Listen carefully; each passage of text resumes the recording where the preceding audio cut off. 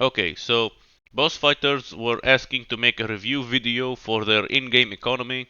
Now, I have been working on a different review video, but the more I worked on it, the more I realized I wasn't giving an honest review. So I'm gonna redo it and submit it on the very last day. I hope you'll forgive the low production quality. And as I said in the, you know, scrapped video, I am gonna give you all the information as it is being presented in the wiki and how they answered different questions in the town halls and the AMAs they had in Twitter and Discord. All the links are gonna be in the description. I highly recommend you go and ask the devs yourself if you have any further doubts. You can feel free to mention whatever you want to ask in the comments on this video. I'll try to pass it on. I'm just a content creator after all. So, in regards to the gameplay, I'm not gonna really be talking about it. I'm just gonna be mentioning a few points that I have enjoyed, how they fit into the economy, at least as far as the developers have explained it so far. But if you want a review of the game itself, feel free to ask in the comments or reach out to me. I'll try to make a different video. So, let's start with economy basics. There have been many different sessions where they talked how the cycle is gonna be and how you get things. The game is gonna support traditional Web 2 players that want nothing to do with NFTs or trading or, you know, all the Web 3 stuff. But the main economy is gonna be in Web 3. So prepare yourselves. And by prepare yourselves, I'm gonna touch on the first subject, how NFTs are being handled currently and how they're gonna be handled later on. So, a crash course in Web3, at least Web3 games, the assets in the games are yours to quote unquote earn. So, you play the game or you buy the assets, they are yours. They sit in your wallet and you can trade them wherever you want, theoretically. Currently, boss fighters have been working with open loot, and you can get all your assets traded there. At least NFT parts. I'm gonna mention the other non-NFT assets you can get in the game, but as we're saying, the economy is gonna be revolving around the NFTs. Now, if you don't know about NFTs, go look that up. But the main issue I'm gonna talk about is that NFTs are usually in a finite quantity. So, for example, there is 1,000 pieces of a certain item. Once these 1,000 pieces have been distributed, there are no more to be earned. Or you basically, if you want to own it, you need to buy it off someone else. Which brings the issue of what if someone with a lot of money decided to buy all the NFTs, or a lot of them, and just raise the price artificially? They're gonna lock out people from having the stuff just because they want to earn money. So they're kind of ruining the game because of the economy part. So the issue I am raising here is, what are we going to do with hoarders? Like, if you're playing the game, organically, and you're a normal person, you're gonna get a skin, break it down, get materials, craft a better skin, and keep progressing through the chain of higher rarity items until you get to your highest possible rarity, I guess. Which is an issue I'm gonna raise later on. So, to sum up the first issue, we have a finite pool of items. How do we make sure it is not stagnating? How do we make sure that is being distributed and used and recycled like the game probably intends it to be? The second issue, kind of, I'm not really taking it as an issue, but the second point I want to talk about is that as a Web3 game, it is going to heavily rely on the marketplace. In their diagram, they put it on the sides, but the marketplace is going to be a main component of the game economy. So, are the devs gonna take part in regulating the marketplace, or it's just gonna be an, open market? Whoever wants to set the prices sets them, and it's not gonna make the game accessible to everyone. So, for example, if everyone raises the prices of a certain item because, like in a previous issue, they have money and they want to bump the price of a certain thing that is now selling like hotcakes, what are we going to do about it? Like, I understand that a main attraction for people into crypto and NFTs is the money. Okay, I'm not against anyone earning a living, but this is still a game and I really want to play a game. I'm not here to make money personally, I'm here to enjoy the game, which is fun. Like, I don't know, if I don't want to go and spend $100 in order to get the skins that I need to fit my own build, can't I just play the game? Can't I just, grind and get the stuff? Do I really have to trade on the marketplace in order to get what I need? This is not an in-game market, this is actual money. So it's not like I can say, okay, I need to grind and get materials and sell them on the market for in-game currency to go and buy stuff. It is with real money, so I know that time is money, but come on. I always thought that real money trading has a negative connotation, so yet here we are legalizing it, I guess. The next issue, uh, it's probably an intended feature of the game, but I'm gonna raise it as an issue here. The level of rarity, as I mentioned before, that you can craft and use is not tied to your level in game. It is what I'm gonna call a rarity cap. So, for example, if you want to use a rare badge, as far as I understood, the only way to recharge the badge is to use a same or higher rarity showrunner contract.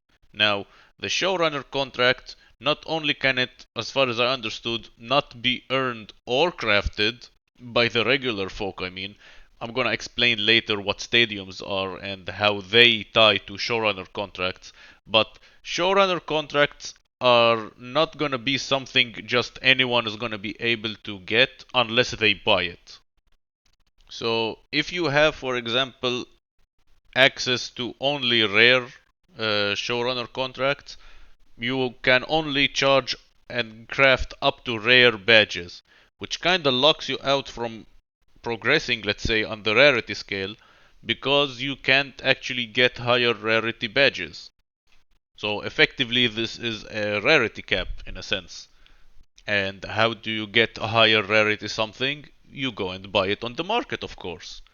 Again, this is an issue already talked about, but why can't I progress unless I spend money? There shouldn't be a rarity cap, I think.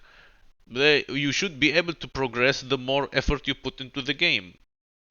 So a way to fix it, I think, would be, for example, to cap how much charge a certain rarity level can actually give you.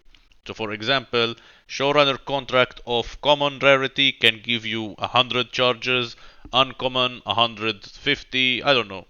But you get the idea. You are not capped from which rarity you can charge, just how much you are charging.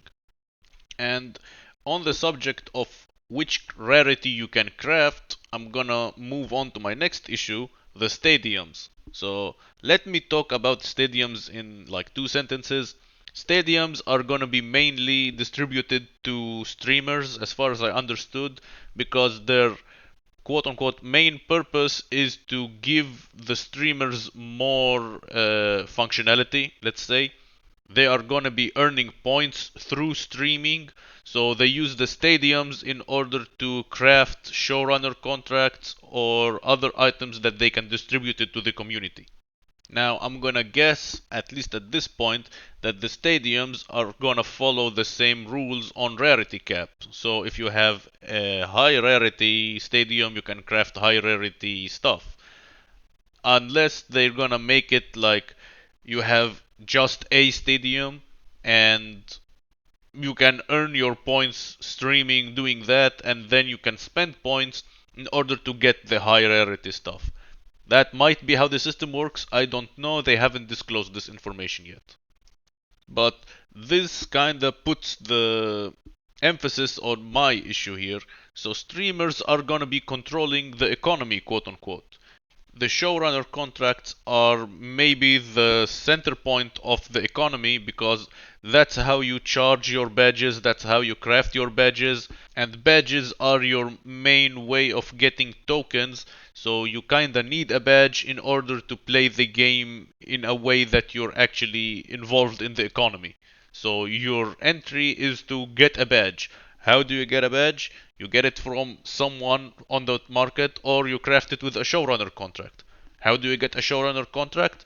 Through stadiums. Stadiums are controlled by the streamers. So, in a sense, streamers control the economy, I guess. That's my point. But again, this is all theoretical at this point because the economy haven't been actually implemented. This is all just me theorizing for whatever they haven't already written in their wiki or explicitly said in one of their town halls or AMAs. So take whatever I just said with a grain of salt regarding the stadiums. I think this is enough issues for today. Let me talk a bit about the game itself. Like, I have been putting the gameplay videos or recordings I had from different playtests we had before. The game is really fun.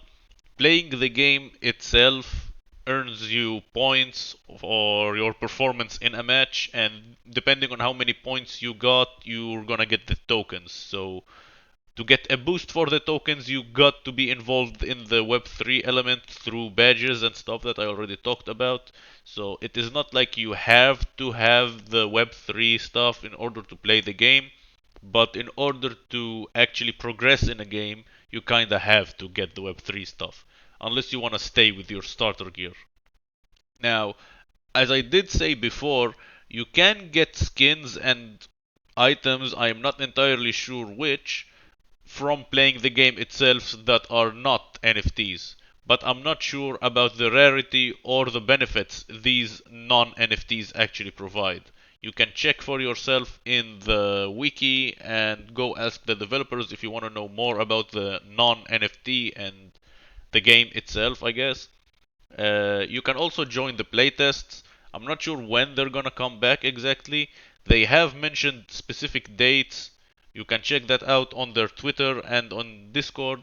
But I guess the closest playtests and actual dates to save are what they talked about in their last town hall. June 28th. Tell them what's going down, Vadim. All right, so this is going to be a massive update. So it is a continuation of what you've seen, but a few really big and really important features are coming to the build. And the goal of this test on June 28th, like end of June, is to test large-scale infrastructure. Basically, you will be able to play anywhere from the world. So we're going to open up servers for an extended period of time so anyone can play the game from wherever you are. On top of that, a few massive features come in with this build. August 2nd. Vadim, let them know what's going down on August 2nd. All right. So the next logical step in our release plan. We do this test, and hopefully it's going to be a successful test on June 28th. It's going to be an extended period of testing. We test all the stuff, we collect all the feedback, and we still be working on other features. So the update that comes after this June update on August 2nd is the update that the goal of this update is to test the game economy. Because we're not suicide maniacs. We don't want to launch the token, don't want to launch an economy without proper testing. So it's going to be an economy testing update. So you heard it from our last town hall. The plan is to keep on testing, keep on making the game better, as well as testing out the new economy. I'm excited for it, but I'm still wary. I did mention all my concerns. I hope the developers will answer at least some of them. I usually raise them in the town halls whenever I get a chance. Put a comment if you think that I missed something. Give this video a like, share, all the things that please the algorithm. Also, consider to subscribe. I think the button should light up, at least that's how YouTube have been making it. Thanks for watching, and I'll see you next time. Bye bye.